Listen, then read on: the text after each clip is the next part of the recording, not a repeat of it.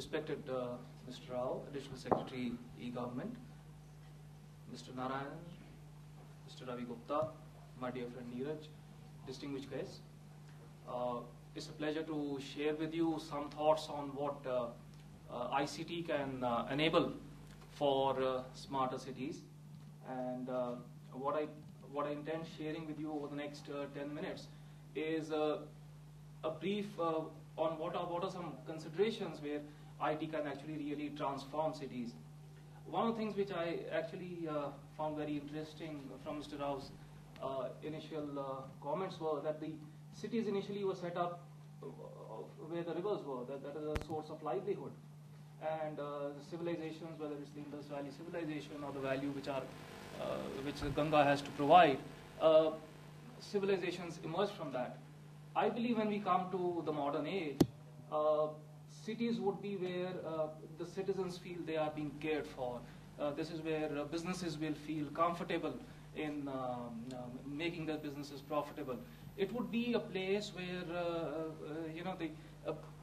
the facilities of health, education, safety, these are things which will drive the development of the cities.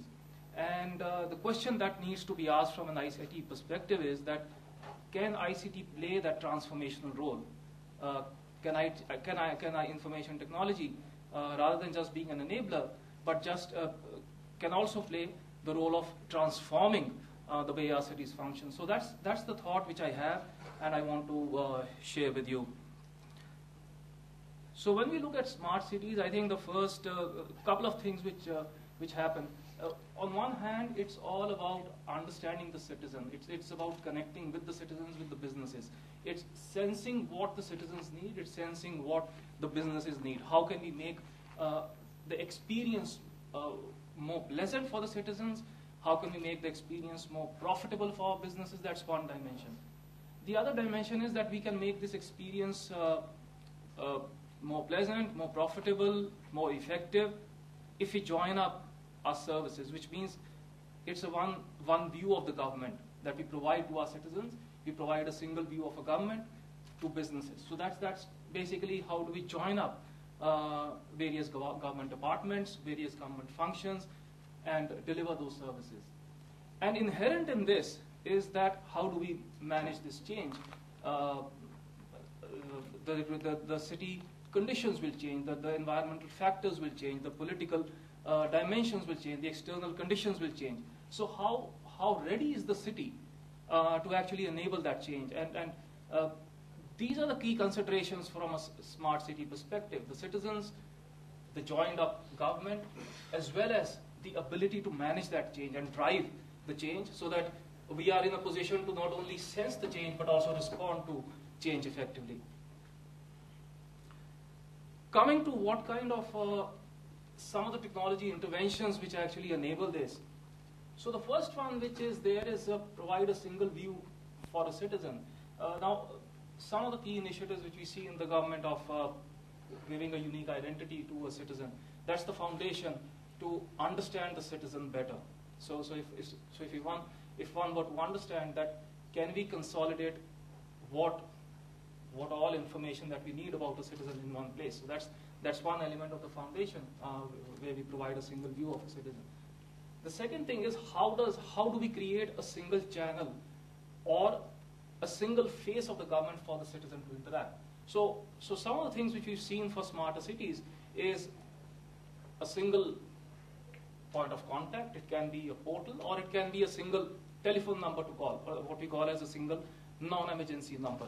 A number of cities are undergoing that transformation where it's a single number which a citizen calls up for his services, for what his requests are, and what help he needs from the government. So he's actually sort of insulated from the complexity of the government and the overall working of the government, and he is provided with a single number to deal with. The other aspect about technology is service delivery.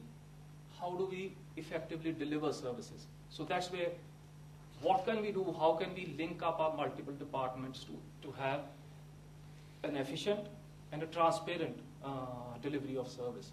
So the Honorable Minister was also talking about manual processes, challenges in manual processes, challenges in transparency.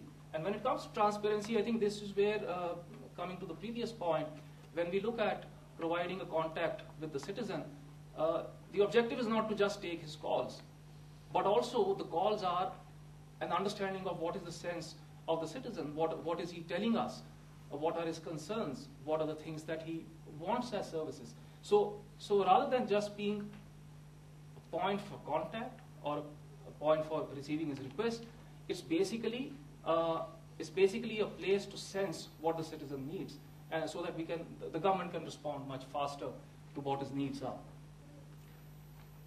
The third point is actually effective performance management system across service delivery. So we can have a very efficient service delivery framework, but then what the citizen demands today is outcomes. What he wants is that if I wanted certain services, or if a business wants certain services, are they happening on time? And that's where the whole aspect of transparency and accountability comes in. The citizens are more demanding today. And finally, reducing cost. As we know, the citizens demand better infrastructure. There is a pressure in terms of we can't impose more taxes from government side on the citizen. So how do we make sure that the IT investments themselves are profitable? So I think that's where,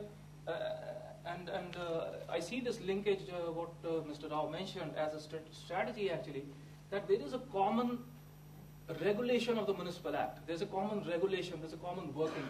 So how do we consolidate all that infrastructure in one place? I think so these are the kind of strategies which actually help deliver a low-cost IT infrastructure to support this transformation.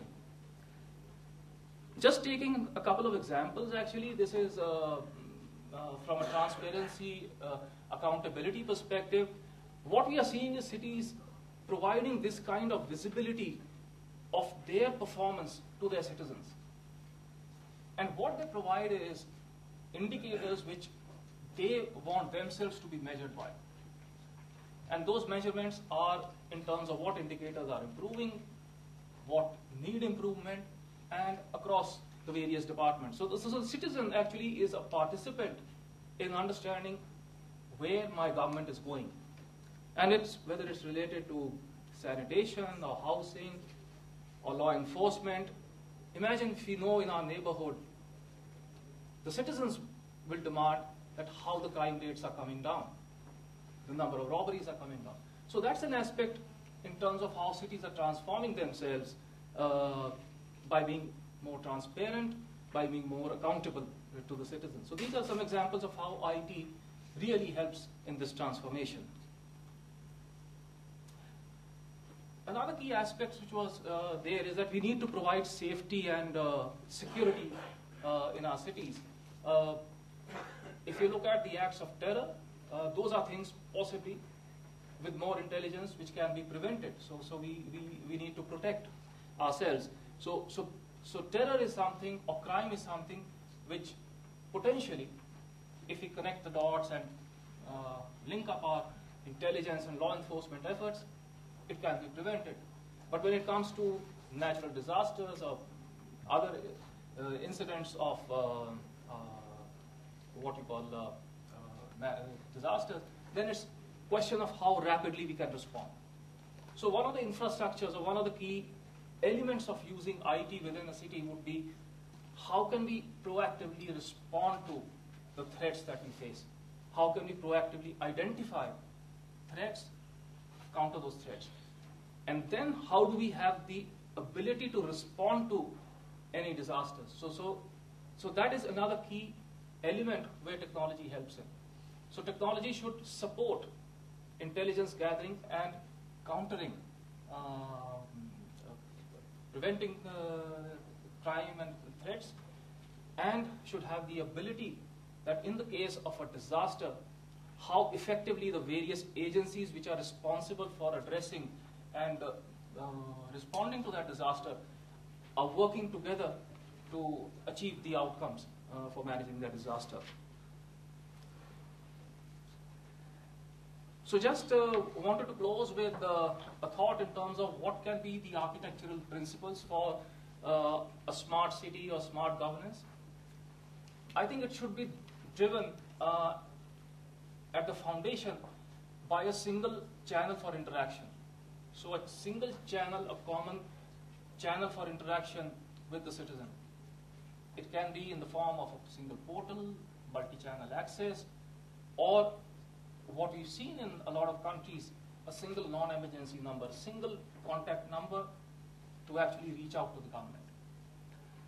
The next thing is that having reached out to the government through any channel, how do we transform service delivery? Which means, how do we make sure that the various departments within the government which are needed to support service delivery are joined up, and then they work together on a shared common service delivery platform. So a single interaction channel, a single platform for shared service delivery.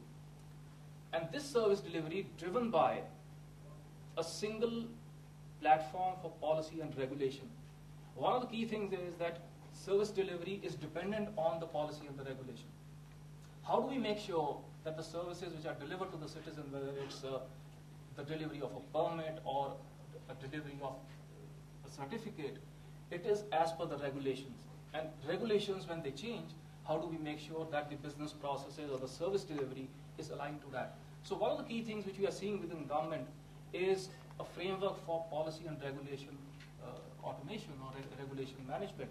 So a single place to define the city's policies and regulations.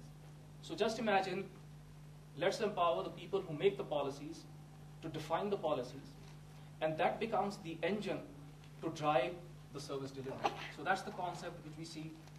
And embedded and supported by this is the ability to have a transparent government, which is a responsive government, which is accountable, and which actually leverages information technology to showcase what is its performance, what's the performance of its individual departments, what's the performance for its service delivery to support citizen outcomes.